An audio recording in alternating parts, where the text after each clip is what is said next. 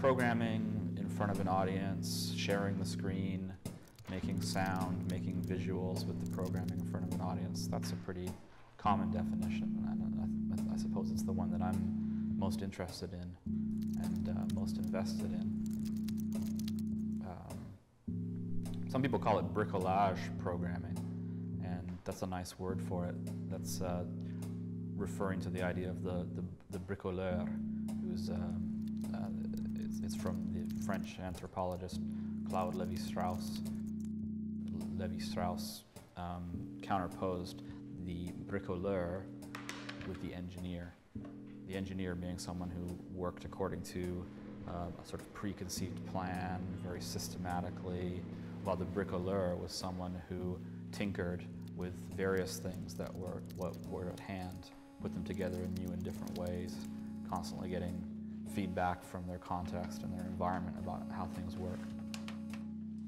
So some people have embraced this, and I certainly have, as a description of what we're doing when we're live coding. We're bricolage programming. We're making a small change with what's going on in the computer, listening to it, getting some feedback from it, hopefully getting some feedback from our own aesthetic impulses as well, and then making another change.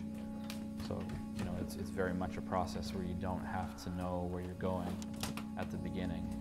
You just pick a direction and you start, and you adjust your course as you go.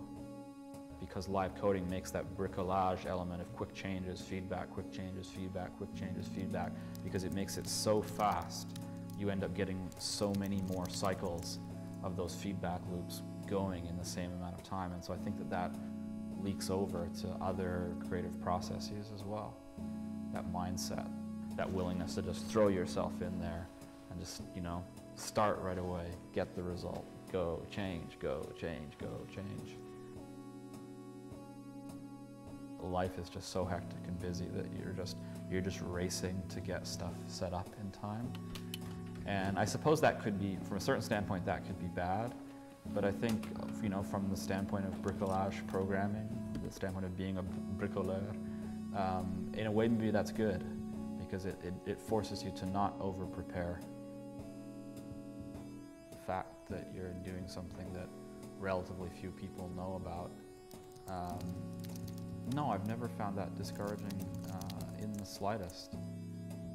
And so, far from being discouraged, I feel really privileged and lucky that I'm doing this thing that just doesn't cease to amaze myself. You know, it's like having wandered into some parallel universe, some virtual universe that you can explore. You accumulate this long list of people who help you and who collaborate with you and who you interact with in the artistic scene, and you know, you become very grateful for that, and it becomes very difficult to summarize because so many people have helped you at so many points along the way. Artistic communities are enormously generous and giving of their time, of their collaboration, and that's cool. Most people who are making art and who are passionate about the art that they're making, they are supporting themselves in a way that is somehow on the side of that. They're doing other things that help them get on with life while they get on with making art. And when people have situations like that, you know, then they can make the art that they want and unfold that in the world. And they can uncouple their security or insecurity as a person from their security or insecurity as an artist. And I think I've succeeded in doing that. I think people who stick with art in one way or another do succeed in doing that.